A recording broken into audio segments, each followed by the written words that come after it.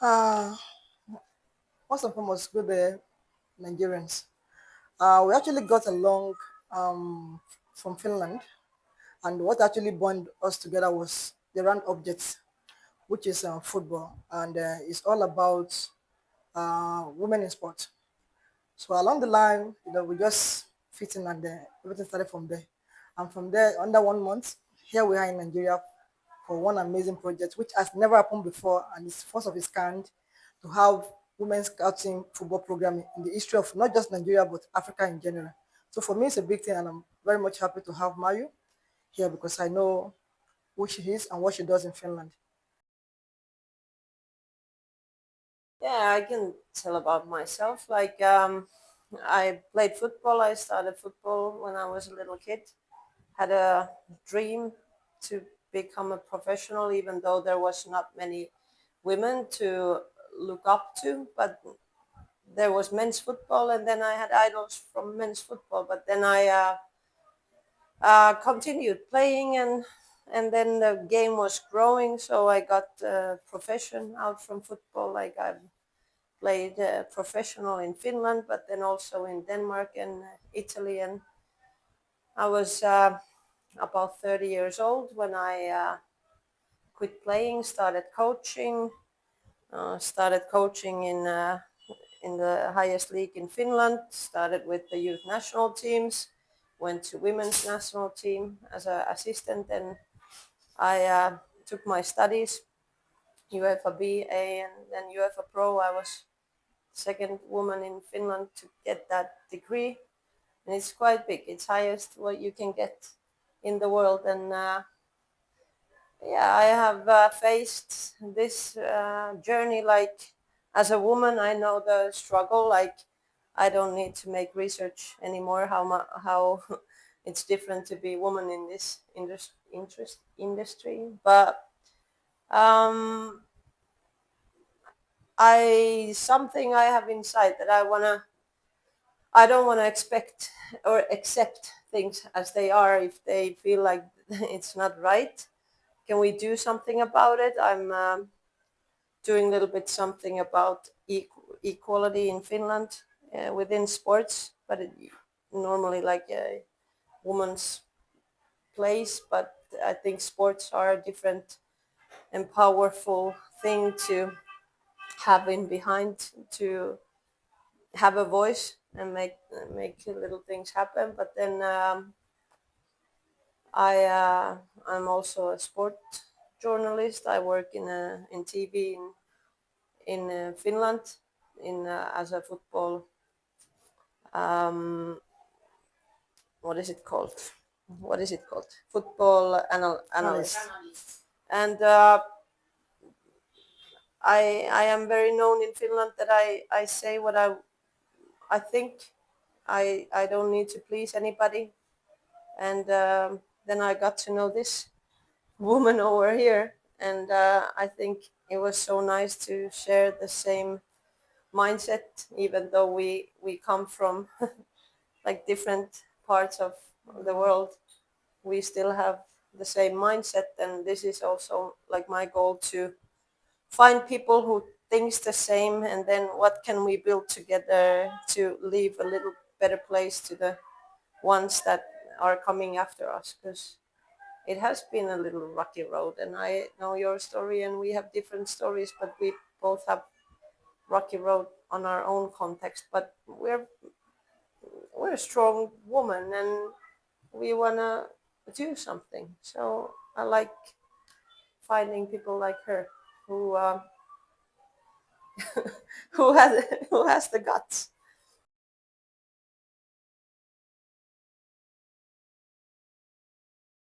At this point, I'm more into people. Like when I find people who has things, not just saying things, like really doing things, I'm very interested, because that's what I try to do myself. Do more, act, not just talk. And it's not always that easy to find people like that. Many people are very, it's easy to say something, and it's easy to point things that are wrong, but then to really like do something about it. So I think it's more about people, and then finding a person like her it's she happens to be from Nigeria, and she happens to have her own academy that already like helps girls, and football is the environment where we can do it. But I also do like I'm in the football agency, so that's how it started. Like we started to talk about like my agency where I work in Fortis Nova has worked many years in Nigeria also on the boys side, and that's I think we how we connected in the first place, that because they wanted to do they wanted to start doing this on the women's side as well, and then we got connected, and then we were like, okay, this is one thing, the agency is one thing, but at the same time, like, can we think bigger? And now we're waiting, like we want to sit down and have a little brainstorm also. But like, yeah, the one thing is helping players to have a career. That's also like my job, but I have also bigger dreams. In all honesty, I have no support of anyone in Nigeria to be precise. I think if I have to give a credit to someone, it has to go to Honorable Kunle Soname, the founder of Kunle Soname, the owner of Remo Football Star and Beyond Limit.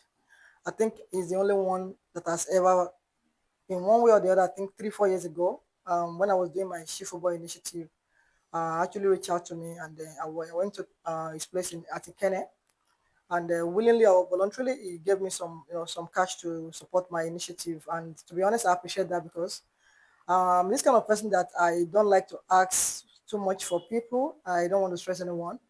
But and then coming back to your question that if NFF have supported me in any way, well, the answer is no, and I'm saying this directly because I don't think I should be scared to say the truth. As an ex-international, I played for the Super Falcons and the national team for 13 years. I think I've done my part. I've contributed my quotas, but I think somehow it's not fair that when you look or reflect back to what you have given back and given to the country which you represent, and after retirement, after the Olympics, I think that was in 2009, I have it in my mind that I think because I'm one of those victims of those generations of women football in Nigeria, that I struggle all through to become somebody. And I think something happened at the World Cup, my first World Cup in Canada, Edmonton to be precise, where it actually caught the attention of people, whereby I got emotional reading the national pledge, and that actually reflects back to what I've been through, what I've passed through. I came up from a Muslim background. I was restricted for not playing football.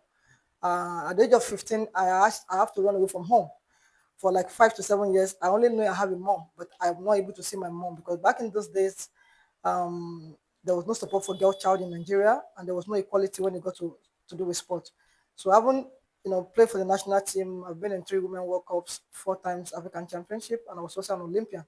And when I think about this whole thing, like do I become a role model from within, not from distance, is just to be on the line. And then now that was what I was thought of going back to coaching career because I have this strong passion for football. I think that's my calling, if I have to put it that way. And I did my coaching courses in Finland. And to be honest, I have to give a big shout out to Finnish Football Federation for giving me the privilege to showcase my potential because somehow, if you have a potential, you don't have support or have to be able to get the visibility, the dreams just slide away. So I was able to go to the coaching courses, even though in the Finnish language, which is a bit of kind of challenge. But I know what I want. I know what I want to change, and how will I make this possible or to come to reality just to face my fear. I did my UFAD and then I have my UFAB, and I still have 2 steps to go. And I have to also say a very big thank you to Mayu because she has been a supporting system for me since we've known for a short while. She's source of energy. She always wants the best for me. She's like, "Hi, said I want you to go for UFA and boom to UFA me, and UFA Pro, which she actually got. And like she said, she's the second person in Finland entirely to have those, and that is the height of it. So because during my playing prime, I don't have someone to call a role model as a football player. But I'm so happy now that I could see someone to call a friend, which is Mayu, and of course a role model, which is a the American coach. So back to this thing as NFF stuff like that. sometimes I think it's a shame that you have the mind to support the community, if not the continent or the country. Of course, I don't have the possibility to change everything, but I think sometimes small thing can go a long way. And how will I change this generation?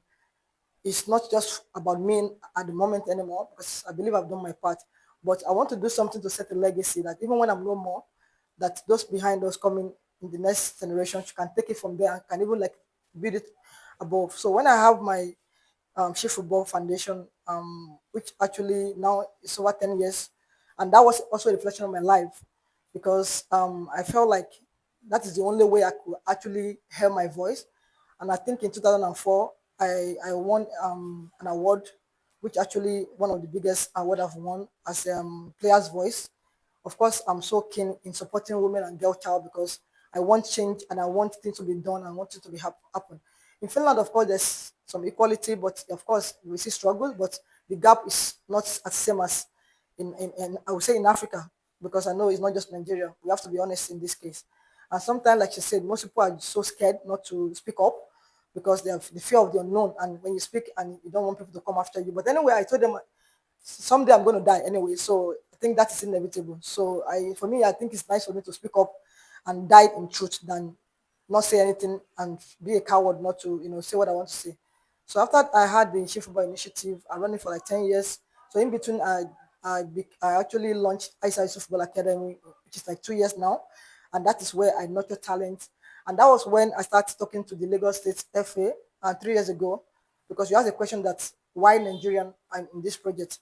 I've been fighting for this and talking about this, that hey, just try to do something for a girl child. I know we have the talent, I know we have the potential, but we don't have the structure, which I think, and I know that the Europeans, because I've lived over 20 years of my life in European countries. So when you compare and contrast, there's a huge gap. And it's always nice to always say your mind and also fight for those young, wonderful, beautiful girls out there, because it's not all about football alone.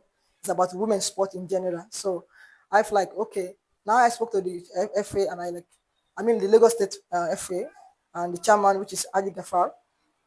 It's like he told me straight away that women football scouting is a lot of money and they don't have money to fund that because nobody want to put money or invest money on women football. And we talk about football, and in my opinion, I feel like the football itself is a round object which has no gender. So don't judge a talent by gender. I know we have the potential. We only need support. And then they say blah blah blah blah blah. But luckily this year, I had a discussion with him when I came in January for my program. So he said we'll think about it. And in June, I think somewhere around June 10th or June 15th, I can't remember precisely. I was at training when he called me like, hey, I said now we can now do the women football, which I was happy, but with a condition that we also have to be part of the investors. Though the money I was asked to pay at that moment, I don't have, because it's millions of money. I don't have, but I don't want that to be as a yardstick, because I knew sometimes this politics in football, and I just want like, hey, this is now and this is the time. So I do what I have to do. Just to, it was a bit of struggles, but I know that the future is bright, and that was when I got Marco involved and Mayu, and we talk about this. And then, boom, under 3 weeks, we put this to come. And when I reached out to Mayu, she told me, I know she has traveled far and wide, and I appreciate the fact that she trusted me, because I know the Finnish people, they are people of trust. When you say something, this is white, you have to be white. And you don't just want to mess up the trust.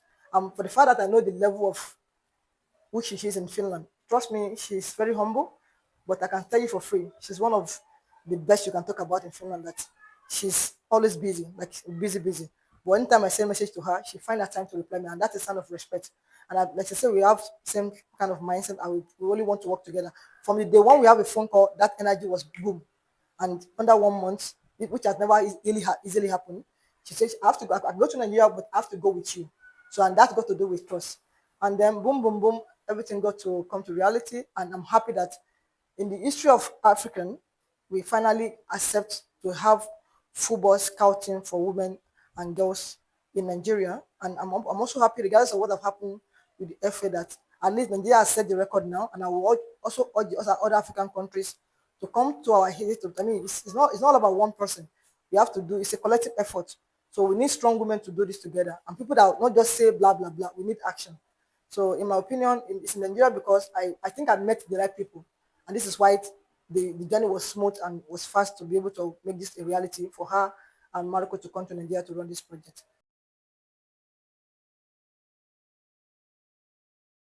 Yeah, I see the things I'm doing in Finland now is actually showing people that it's a one sport, but we have different physics, like we have different bodies.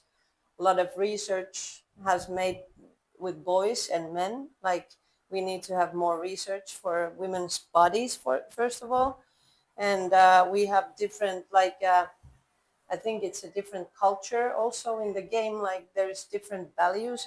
So I don't want us to be like a copy paste from men's game. Like we can create our own. It's the same game. Like Ayisat said, there, football has no gender. But then to point out that why we are not in the same position than men, and I have some wise people I work with all the time. Some of them said like, if you want to change something, you need to know your history. So I have done my homework. I have studied the history. Why are we in this position that we are? That uh, I can try what's in my area, what I can affect to make a little change. But I think we need to understand that if we talk about like youth and children, there shouldn't be any difference. Like everybody should be welcome to play. If we talk about um, like high level top athletes, then it's business. We need to understand how business works. We need to know how to market, how to who is watching, who is interested of women's sports. Research that has globally been made shows that it's not just the same people. There is own spectator group who likes to watch women's sports. So then we try to have a event for that group. But I think there is long way to go because of the history. And then I don't want to blame anybody. I don't think that helps. I'm not going after who is right, who is wrong, who is not. I want to do my job and try to figure out solutions. And yeah, I think being here for a few days also is helping so much because I don't want to sit in my little bubble and think this I have been I am quite global. I don't think uh, I believe in groups that has different backgrounds, different ideas. Then the best, then it can be the best outcome. Like that we don't go and sit in little groups and one person tells what to do and other one says yes, yes. Like I think development is made by we're questioning our decision making, and sometimes you get the stamp in your forehead that you're a difficult lady, but that's how it is. Like I think we have something in common here. So but no, I don't want to do. I don't think this is away from anybody else. It's just giving girls and women a right to uh, do something through the sports. Because even though you wouldn't be the professional player, like there is such a little percent who is ever gonna be pro. But what that journey teaches you is a lesson for life. Like we get used to feedback, we get resilience, we get to take ownership our own careers, like we get to work in the teams, we know our role, like we know what's expected from us, we can lift other people up. Like these are things that everybody would like to have, like as a like in life. And football has that's the number one sport who is doing it globally now. Like they're doing Arsenal, like for example the women's team, they got not this season before, their average spectators was 34,000. Like, I think that's big. In Premier League, they would be in the middle. Like, there is, if we see the potential, it's not just putting like, oh, we do something good for women, just take a little bit, then you'll be fine. It's seeing the potential in this, because we know that football, it has, Nike said that 96, 1096, that the football in men's side is starting to reach its best potential. And that's the bad news. But the good news is that we have half of the people on our planet who is not even close to their potential. So let's have a Nike boots on girls' feet. Like, it was 96, like 30 years ago. Like, I think we're getting there. The football is a very, very good example. There is like countries who are really putting effort, and because it's hard to be something you don't see. So if you can see it, you can be it. So we need those countries who are doing it first, that rest of us can follow. But then we need people in those countries who are following to really try to make the change. And now I'm going to get in my... But I can see it, but I think it's not probably the same field, because the same field, it's a little bit different spectators, and it's fine, because it's a little bit different values in those sports, and it's fine, like, because both have their own both are good. But I think just getting it started, we should start maybe talking about having everybody on the same pitch. But I can see it. I think it takes time. I hate to hear it takes time, it takes time, it takes time. Like, if we know that it's not equal, can we just change it? Because if something is not if something is like coming behind, it needs extra effort. Yeah, so we cannot just say, okay, we do the same, now we do the same. No, this needs extra effort.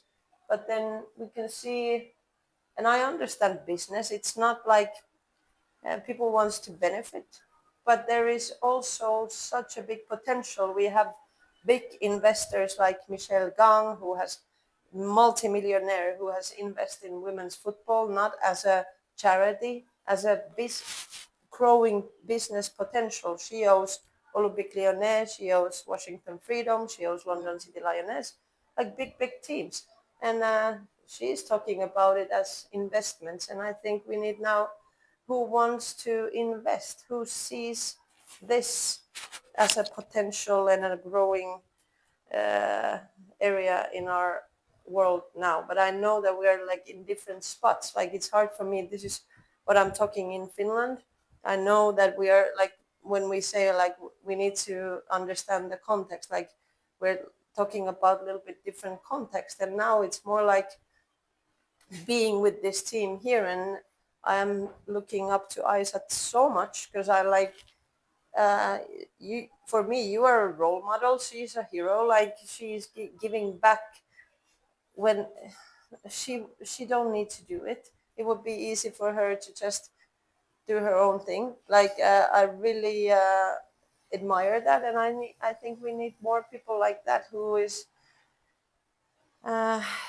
we don't need to do it, but people who would want to do it too, because I think that's also life. Life is living the world a little bit better than when you stepped into it. I think I'm gonna sit down and have a good chat with this lady over here, and really like put our minds together. Of course, we're here for the scouting program also. Like, we want to see, like, that's our job here as well. Like, see the players and see the potential there. I have good, what is it called, connections through football. So I know people, I know teams, I know what teams are looking after. Like, if we see players like that, more than happy to help. but I think we can do something bigger and more. And but I cannot say right now what's that gonna be, because I think we need to really sit down and think and Brainstorm. brainstorm. Yeah. Um, First and foremost, I would say um, I am with the right people. Even though I've been fighting or trying to see this happen in Nigeria, because I know every year, sometimes they run like 3, 4 times men's scouting, and I know people that does this. Of course, I understand, just like what Mayu said, like this is like a mindset of business, but it's doable for women. It's just that if you have people that want to do it, then it's possible. For me, it's different that I put so much energy, time, money, and everything. I at the moment I'm not getting anything in return, but I'm happy that I could be able to help these young talent girls to achieve their aim, because I don't want them to stay on the street, like take them out of the street, and using football as a platform. And I would say this is the right time, and with reasons. I've been thinking about this over 2, 3 years, but it hasn't come. Maybe God have reason. Life sometimes is a baby step. But I met the right people at the right time, at the right place, at the right position, and this is happening. And Mario as a person, we've met somewhere somehow in seminars. I think at that place we were just sitting somewhere, like and she was a little bit angry because of some statements, because we have some similarity. I know I'm very crazy and I like to speak my mind. So she herself has to have this kind of from different countries but with the same mindset. And I love people like that. That don't be scared to say the truth, like express yourself. And so when we're not connected and knowing fully what she is, what she has done, and she's so much keen on the women's sport. This for me is a big thing. Trust me. I'm not discriminating for the men's sports, but for me, I want to stay focused on what I love to do and what I want to do. So meeting Mayu and Marco, which that they are not just football people, but understand football, play football, background with high level of experience, both educationally and the diploma when it comes to coaching license. So for me, this is a big thing. So I have the right people. Of course, it was delayed for a couple of years, but I have the right people at the right time to make this come to reality. So I think I don't lose anything. And mind you, Mayu have traveled far and wide, but this is the first time that Mayu have ever been in African countries. And come to think of it, Nigeria. So for me, it's like lotto. Like, so I think I don't lose anything. I'm so happy that I met the right people at the right time. Yeah, thank you for having me. It has been a pleasure. Like I knew I have had teammates, like, and I have coached Nigerian players, and I have had very good friends, and I still have like Nigerian friends. But just coming here and seeing like person after person after person I meet, it's like they're, they're the same, like as stubborn as her. No, but funny and like very welcoming and nice people. And it's not a surprise. Like I didn't expect anything else, but it's still very nice when that happens. And we have had a lot of good discussions, also like very deep discussions here, like about life in general. And this is what I think it's so good in life, that wherever you go, like you learn and you meet new people who are so nice and they become so important. And it's yeah, it's a privilege to be here. And all the kids who wants to play football, every time when I see a ball, like I want to just get it up. And there is so many little people here who wants to play it with me. Like everybody wants to play football, and I'm so impressed. Like it's not that like that in Finland. Like we are more on our phones and stuff like that. But here you have a ball and everybody wants to play. So I enjoy.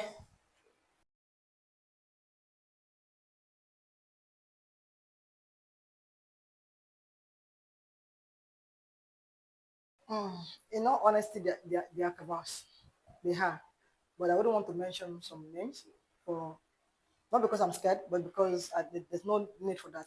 And I want to say I'm one of those victims and also the the first rebel leaders that actually fought for my right because they want to deprive, or I would say politics, you know. I will recall back in 2004 during blessed memory Mandela in South Africa, Nations Cup. We won the Nations Cup against Cameroon, and after winning the Nations Cup, something happened. The money that was being approved by then President Olusegun Obasanjo was maybe lost on transit. I don't know. They came to South Africa and said they have to pay us in naira, and we dispute. So we are the first set of people that started this. You know, we want to fight for our rights, and we actually did that because I know for sure I've been a victim during the qualifiers. One in Mali where we won the match.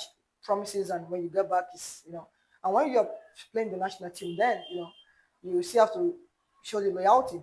Otherwise, there will be so much story to kick out. I'm so sorry to say, some journalists in Nigeria were not helping during my playing prime.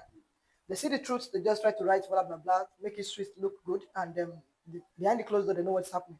And you dare not say something that contradict that then. Otherwise, something will happen and you'll be kicked out of story. Become so fast forwarded. We refused to come back. It became at first state embarrassment.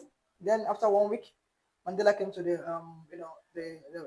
hotel where we lodged. Other countries have left because after the tournament, everybody's going to the country, and having won the championship, it should be an honor for them to welcome us like normally. But we refused to come and stay for like I think 8 to 10 days, and it became national embarrassment and disgrace. And then boom, the president came in and gave a call. You have to come back to the country, which just say yes, sir, but we still refuse. And because of the same story, because we know when we got to Nigeria, Murtala Mohammed Airport, it's going to be stories. So we decided that if they don't pay the money, we are not coming back because we already won the Nations Cup. After the whole thing, they came with the money and we were paid that same day. I think if I remember, then 2004, it was maybe $6,000 per player. They paid us that same day and they flew us immediately to Nigeria. On getting to the Murtala Mohammed Airport, we were told that we are not going home, and straight away to the next flight, chartered flight to Abuja, that the president wants to have all the players. At some point, I was 17, kind of young then. We got scared because we never know what's going to happen anyway. And Aso Rock is not somewhere you just can talk about in Nigeria. Luckily for us, through the rebels, we were able to speak with the Olusegun Obasanjo, and that was when we are able to speak our mind. And which that man, maybe because of his experience, play politics and take all the officials out, because he knew that if you say something, you might not have the chance to give him a call. So he took only the 18 players, and he asked us question one-on-one like a father to daughter, which I was one of those that spoke up and say, this was happened. And then he knew exactly why, because they actually told him different story. We didn't come because of this and that, and sometimes they put quick story, but we told him like one-on-one, and this is why we don't come. So he was upset. Some official got punished, so sacked, and he paid us the money and also apologized and said if we are the first citizen of the country, and that was the only time we are able to see the president and say what actually happened. And that somehow continued. And I want to be honest with you, even after I retired, most of the players in the national team, even the captain from Majibade, Oparanoze, we still keep contact today. I know sometimes they call me and I would have to say that on social media. We see somehow the same story of like garbage in, garbage out.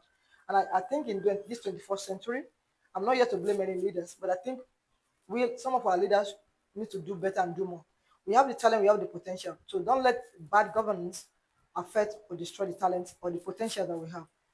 So I would say there is cabal, but anyway, I'm not part of the NFL anymore. But that does not stop me from speaking my mind or saying the truth. I'm not here to take anybody's job, and I'm not a desperate person. If God's willing, I will coach in the national team in the future. So be it. If not, I still live my life and still be myself, Ayisat. But I will keep speaking for girl child, keep talking about sports development, and keep saying what I think is right to say. But to be honest with you, like the question you had, of course they have cabal, but those cabals, I have no idea who they are.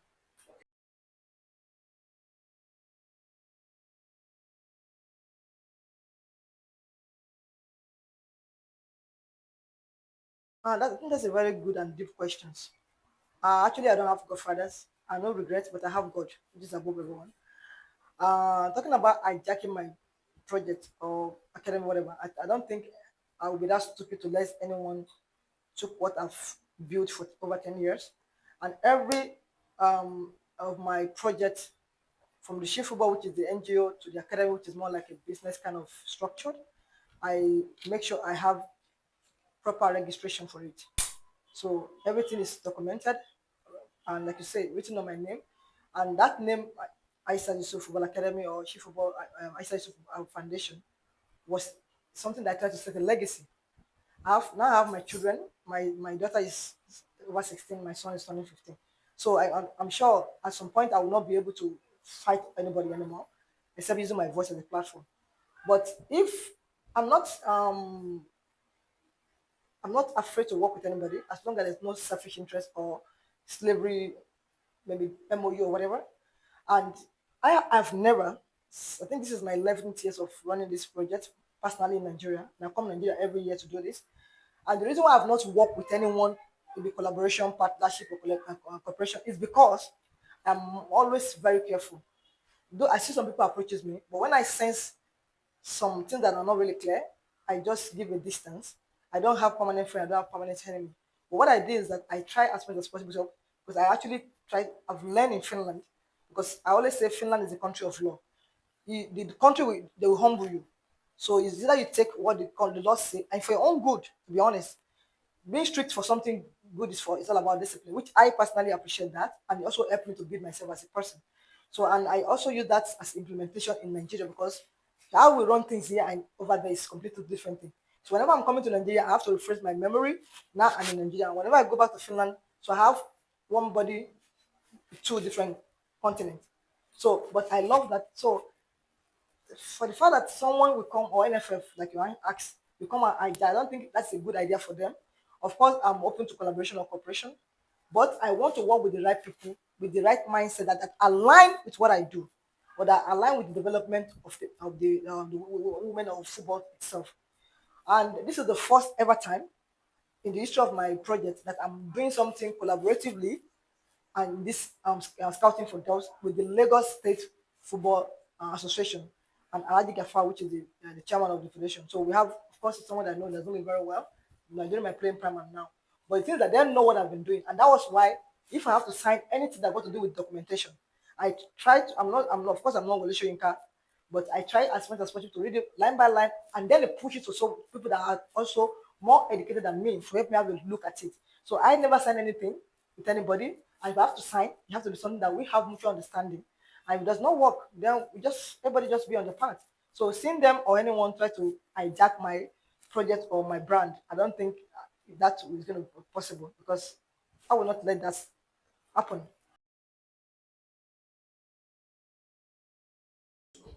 She didn't tell me to follow her, like that was my own decision and what we were like talking about. And I think it was more like because this agency that I'm working in now is they have done many years work here in Nigeria. So these guys who I work with, they come here. Marco is here now as well, like, and they have worked on the boys' side. So it wasn't like, I think the Nigeria is there because of the agency also I work in, but then because of that, Ayisat and me met, and then we really started to talk about the girls' side and the women's side.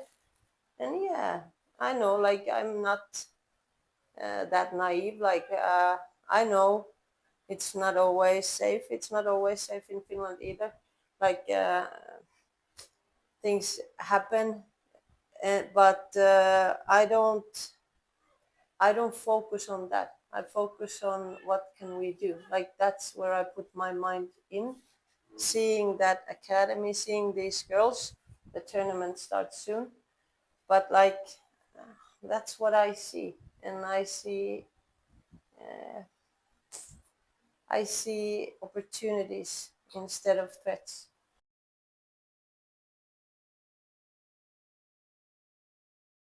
Mm, I like having training with these wonderful girls. I really enjoyed it. We were supposed to have a short session yesterday, and it just continued and continued.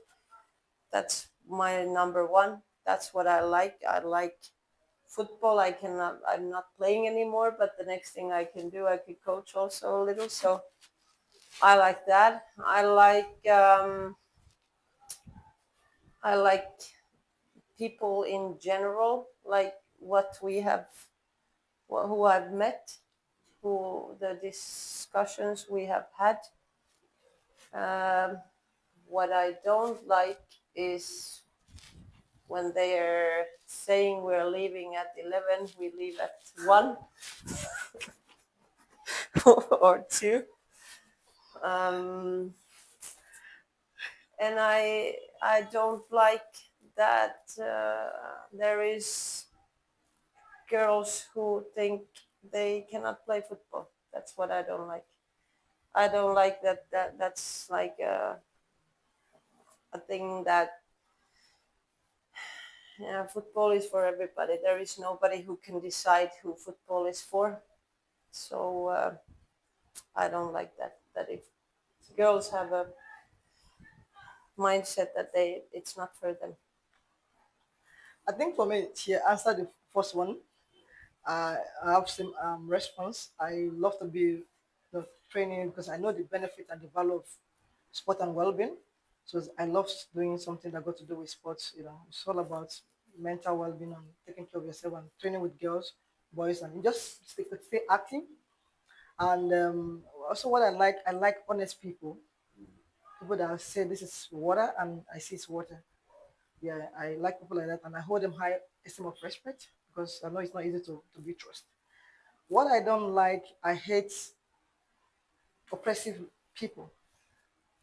It can be leaders, whatever. I don't like when you oppress people because of power or position, regardless of their potential. So I hate people like that. And the other thing I hate is when someone tries to push someone down for he or she to be there, like stepping on people just because you want to write. So I don't like people like that. Actually, I have some people by God just working for me and like logistics. Before my arrival, actually, this clothes was bought here in Nigeria. Though I have not said this to Mayu, but I have to say this now because you asked. It's kind of something that I think that resonates my country, even though regardless of the shit that happened. And I just want her to feel the part of the color of my country flag. And of course, we're green, white, green, which she has no idea. And then I just put of course, I have to promote my brand, the academy logo, and at the back of the jersey, I mean, the top, we have Ayisat Yusuf Football Academy at the back of the. I think I have to flex it. Yeah, that's one thing. So, so are you saying that I have no idea that green and white are Nigerians' colors? You have idea, but I have an idea. yeah, but I didn't tell you like this is why I just like because I know she's an European and like I said this, she has traveled far and wide, but Africa I think there are things when she come for the first time in Nigeria, it should be something that she will take away or something like that kind of souvenir. Yeah.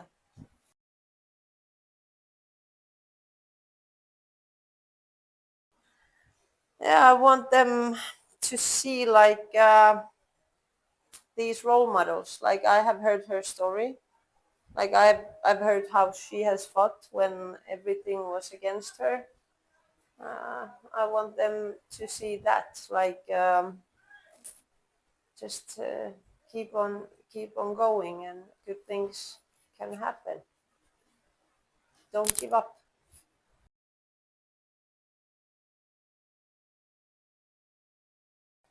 It's a really big opportunity which they could see themselves. And like Mayu said, they have this bond now with her connection that I think for me is like a mind blowing in short period of time.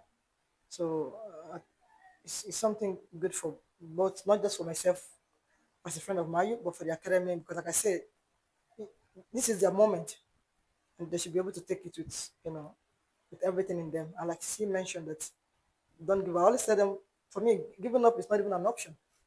So if you don't give up your dream, if I can do it, you can even do better than I do. Because now there's some more opportunity, which during my prime I don't have those privileges. So now they have even something, if not bigger picture of what vision is big, but it's a baby step. So they should just take the moment and work towards it and stay focused to achieve that. In all honesty, sea football for at the moment, I want to not just spend it by the side. I want to focus more on the academy. Sea football is the foundation. It's an NGO that I run for girls in like a local grassroots, and that's most of the time is all about solo funding. Sometimes I spend to 5 to 7 million, which I think you have idea. And so now that I kind of leverage the academy now, I just want to focus more on the academy. And but the fact that I'm working with the people that really matter in the world of sport, so that focus should be more on them.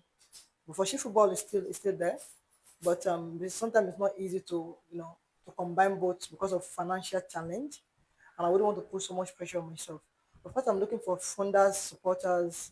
I know in Nigeria, to be honest with you, we have so much rich people there, but sometimes people don't want to help for free. And there's some women out there. If I want us to mention one person, at least Madam Fonsho Alakija, if people like that can give me just 1% of their support, I think I will do something even bigger. So all I need at the moment is support. And if I have the support, I know what I want to do. I know what I have in future. My dream, by God grace, is to have a sport complex in Nigeria, whereby other African continents can come to showcase their talent. If I have the support, with the people I know over there, with the connection and network, Mayu and some other person, Nigeria is going to be great through women football. All I need is just support from stakeholders, individuals, companies, brand companies, and all of that. Or there's so many rich women out there. It can be also men. Just to support this beautiful young talent, at least to be able to achieve their God-given dreams. So that's all I have.